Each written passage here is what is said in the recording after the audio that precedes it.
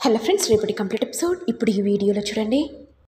ఇక సిద్ధు టెన్షన్ పడుతుంటే ఇదేంటి మా నాన్న సీసీ ఫుటేజ్ అంతా చూస్తున్నాడు, కొంప తీసి నేను తులసి మెడలో తాళి కట్టిన విషయం మా నాన్నకు తెలిసిపోతే ఎందుకో ఏదో చిన్న భయంగా అనిపిస్తుంది. అయినా ఎన్నిటికైనా తెలియాల్సిందే కదా, నేను తులసి మెడలో తాళి కట్టాను. ఎప్పుడో తెలియాల్సింది ఇప్పుడు తెలుస్తుంది. ఆ తర్వాత తులసిని నా ఇంటికి తీసుకెళ్తాను అనుకుంటూ సిద్ధు సంతోషపడుతుండగా ఇటు బసవయ్య సీసీ ఫుటేజ్లో ఇక సిద్ధు తులసి మెడలో తాళి కట్టడం చూసి, నాకు తెలుసు నా సిద్ధు ఇలాంటి పని చేయడని, నా ఇమేజ్ని డ్యామేజ్ చేయడానికి ఎవరో ఇలాంటి పని చేసుంటారు. అయినా నా సిద్ధు తులసిని పెళ్లి చేసుకున్నాడంటే నేనెందుకు నమ్ముతాను? నా సిద్ధు గురించి నాకు బాగా తెలుసు, ఎందుకంటే ఆల్రెడీ కనిష్కతో నిశ్చితార్థమైంది. ఇక కనిష్కను మోసం చేసి సిద్ధు ఆ అమ్మాయిని ఎందుకు పెళ్లి చేసుకుంటాడు? ఇక సిద్ధు మనసులో, నన్ను క్షమించండి నాన్న, కనిష్కను ద్రోహం చేయాలని కాదు, నాకు తులసి అంటే ప్రాణం, తులసినే పెళ్లి చేసుకుంటానని ఎప్పుడు ఫిక్స్ అయ్యాను, అందుకే దొంగతనంగా తాళి కట్టాను. రే సిద్ధు, నాకు అర్థం కావట్లేదురా, అసలు అమ్మవారి దగ్గర ఉన్న తాళి బొట్టును ఎవరు తీసుకున్నారా? దొంగతనం చేయడానికి ఆ అమ్మవారి మంగళసూత్రమే దొరికిందా? మళ్ళీ నీ ఫేస్ని మాడిఫై చేసి నువ్వు తులసిని పెళ్లి చేసుకున్నట్టుగా ఉందిరా. ఏది నమ్మాలనో ఏది నమ్మకూడదో అస్సలు అర్థం కావట్లేదురా. ఇక సిద్ధు మనసులో, ఇదేంటి, నేను తులసి మెడలో తాళి కట్టాను కదా, మరి మా నాన్న చూసి కూడా ఎందుకు ఇలా అంటున్నాడు? నేను తులసిని పెళ్లి చేసుకుంటే నిలదీస్తాడనుకుంటే ఇలా మాట్లాడుతున్నాడు. పాపం, నేను తులసి మెడలో తాళి కట్టాను, తులసి ఎంత బాధపడుతుందో, ఎవరు తాళి కట్టారా అని తులసి ఎంత టెన్షన్ పడుతుందో. ఇప్పుడే తులసి వాళ్ళ ఇంటికి వెళ్ళి నీ మెడలో తాళి కట్టానని ఒప్పుకుంటాను, ఇక నా ఇంటికి తీసుకెళ్తాను అనుకుంటూ ఇక సిద్ధు వెళ్తుంటే ఇంతలో బసవయ్య పిలిచి, రే సిద్ధు, ఎక్కడికి రా వెళ్తున్నా అంటే, అది నాన్న చిన్న పనుంది ఇప్పుడే వస్తాను. ఇదిలా ఉండగా తులసి బాధపడుతూ, నా వల్లే కదా అమ్మకు ఆరోగ్యం బాలేదు, అసలు ఎందుకు ఇన్ని కష్టాలు వస్తున్నాయి, నేను ఏ జన్మలో ఏ తప్పు చేశాను, అందరూ నన్ను వేలెత్తి చూపుతున్నారు, అందరూ చెప్పేది నిజమే కదా, నేను ఒక నష్టజాతకురాల్ని. శ్రీకాంత్ సార్తో ఎంగేజ్మెంట్ అయ్యాక ఇక చనిపోయారు. ఆ తర్వాత ఇంకో సంబంధం వచ్చింది, నష్టజాతకురాలని తెలిసి వాళ్ళు పారిపోయారు. ఇక నరేష్ గారి గురించి తెలిసి కూడా పెళ్లి చేసుకోవాలనుకున్నాను. నా దురదృష్టమో ఏమో కానీ ఈ పెళ్ళి ఆగిపోయింది. మరి నా మెడలో ఎవరు తాళి కట్టారు? తాళి కట్టారని సంతోషపడాలనా, ఎవరు కట్టాలనో తెలియక బాధపడాలనా? ఏం చేయాలనో అర్థం కావట్లేదు.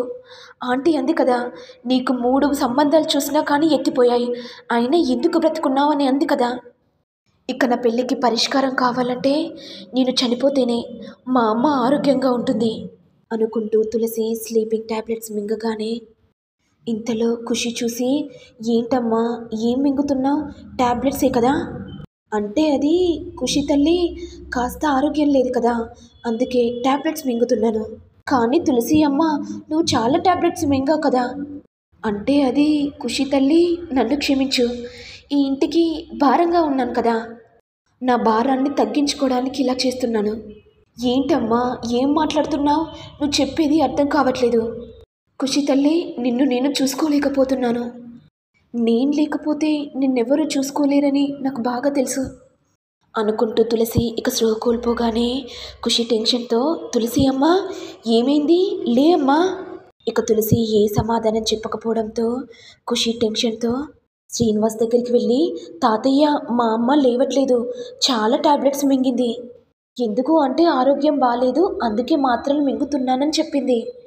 ఇది విని శ్రీనివాస్ టెన్షన్తో ఇక తులసి గదిలోకి వెళ్ళగానే తులసి పడిపోవడం చూసి భయంతో గట్టిగా అరిచేసరికి ఇక ఇంట్లో వాళ్ళందరూ వచ్చి, తులసి లే తులసి, ఏమైంది తులసి అని పిలిచినా లేవకపోవడంతో ఇక శ్రీనివాస్ హాస్పిటల్కి తీసుకెళ్ళగానే ఇక డాక్టర్స్ చెక్ చేయడంతో తులసి స్లీపింగ్ ట్యాబ్లెట్స్ మింగిందని ఇక శ్రీనివాస్ చెప్పేసరికి ఏడుస్తూ ఉండిపోతాడు. ఇటు సంతోష్ కోపంతో, అయినా ఈ మహాతల్లి ఈ ఘనకార్యం కూడా చేసిందా, ఈ ఇంట్లో డబ్బులు లేవని ఏడుస్తుంటే పెద్ద ఖర్చు పెట్టింది, అయినా హాస్పిటల్ బిల్ కడతారని ఇంత పని ఎందుకు చేసింది? ఇప్పుడు అర్థమైంది, ఆవిడ అంది కదా, ఎందుకు నష్టజాతకురాలుగా ఉంటున్నావు, చస్తే చావచ్చు కదా అని, అందుకే ఇలాంటి పని చేసిందా? అదేదో ముందే చేసినా బాగుండేది, ఇన్ని ఖర్చులు రాకపోవు. ఇక శ్రీనివాస్ కోపంతో సంతోష్ చెంప పగలగొట్టి, రే నువ్వు నా కొడుకువేనారా, తులసి చావు బతుకుల్లో ఉంటే ఇలాగేనా మాట్లాడడం, అంటే తులసి కంటే నీకు డబ్బే ముఖ్యమారా? అవును నాన్న, నాకు డబ్బే ముఖ్యం. డబ్బుతోని ఏదైనా సాధించవచ్చు. అయినా దీని పెళ్లి గుళ్ళో చేద్దామనుకున్నాం.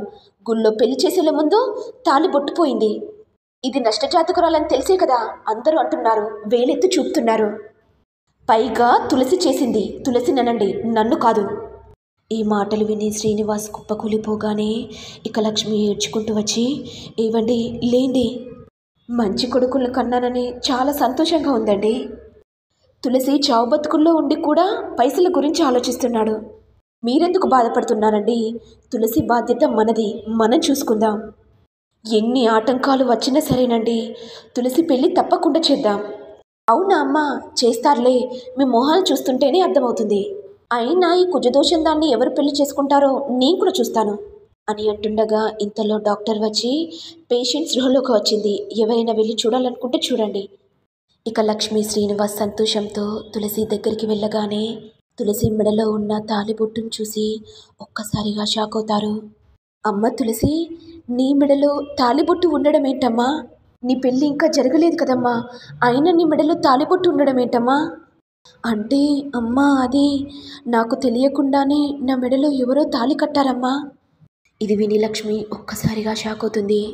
ఇదిలా ఉండగా సిద్ధు తన తండ్రితో మాట్లాడుతుండగా ఇంతలో ఫ్రెండ్స్ ఫోన్ చేసి, హలో అన్న, తులసి వదిన ఆపదలో ఉంది, స్లీపింగ్ ట్యాబ్లెట్స్ మింగిందంట. రే ఏంట్రా, ఏం మాట్లాడుతున్నావురా? అవునన్నా, చాలా టెన్షన్గా ఉంది. తులసి వదిన మెడలో నువ్వు తాళి కట్టావు కదన్నా, ఎవరు కట్టారో తెలియక ఆత్మహత్య ప్రయత్నం చేసుకుందంట. నువ్వు వెంటనే హాస్పిటల్కి వెళ్ళన్నా, జరిగిన విషయం చెప్పు. సరేరా, నేను ఇప్పుడే వెళ్తాను అనుకుంటూ ఇక సిద్ధు వెళ్తుంటే ఇక బసవయ్య వెంటనే, రే సిద్ధు, ఎక్కడికి వెళ్తున్నావురా? కాస్త ఆగురా, నాన్న ఇప్పుడే వస్తాను. ఇక సిద్ధు టెన్షన్ పడుతూ హాస్పిటల్కి రాగానే ఇక లక్ష్మి చూసి సిద్ధుపై పడి, తమ్ముడు, నా బిడ్డ మెడలో ఎవరో తాళి కట్టారంట. ఎవరు కట్టారో తెలియక నా బిడ్డ చనిపోవాలనుకుంది. ఇప్పుడు ఏం చేయాలనో అర్థం కావట్లేదు తమ్ముడు. ఆ దేవుడే ఏదో ఒక మార్గం చూపుతుంది అంటారు కదా, ఆ తల్లి మార్గం చూపింది. తాళి కట్టింది ఎవరో తెలియాలి కదా తమ్ముడు అని లక్ష్మి బోరున ఏడుస్తుంటే ఇక సిద్ధు వెంటనే, లక్ష్మక్క ఎందుకు ఏడుస్తున్నావు? తులసి మెడలో తాళి కట్టింది నేనే. ఇది విని ఇంట్లో వాళ్ళందరూ ఒక్కసారిగా షాక్ అవుతారు. ఇక సంతోష్ కోపంతో, రే ఏంట్రా, ఏం మాట్లాడుతున్నావురా? దొంగతనంగా నా చెల్లె మెడలో ఎందుకు తాళి కట్టావురా? అసలు నువ్వెవర్రా? ఆల్రెడీ నా చెల్లకు ఎంగేజ్మెంట్ అయింది, నరేష్తో పెళ్లి కావాల్సింది, అలాంటిది నువ్వెలా పెళ్లి చేసుకుంటావురా? అంటే నువ్వే కదా అమ్మవారి విగ్రహం దగ్గర ఉన్న తాళి బుట్టును తీసుకొని నా చెల్లె మెడలో తాళి కట్టావు కదా? అవును, నీ చెల్లె మెడలో తాళి కట్టింది నేనే. ఇది విని సంతోష్ కోపంతో ఇక సిద్ధు చెంప పగలగొడుతుండగా లక్ష్మి అడ్డుగా వచ్చి, రే సంతోష్, ఇంకోసారి నా అల్లుడి మీద చెయ్యి పడ్డదనుకో, చెయ్యి విరిచేస్తాను.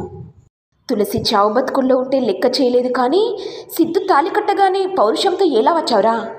డబ్బుల గురించి ఆలోచిస్తున్నావు కానీ తులసి జీవితం గురించి ఆలోచించట్లేదురా. కానీ నా సిద్ధు తమ్ముడు నా తులసి జీవితం గురించి ఆలోచించాడు. అందుకే తులసి మెడలో తాళి కట్టాడు.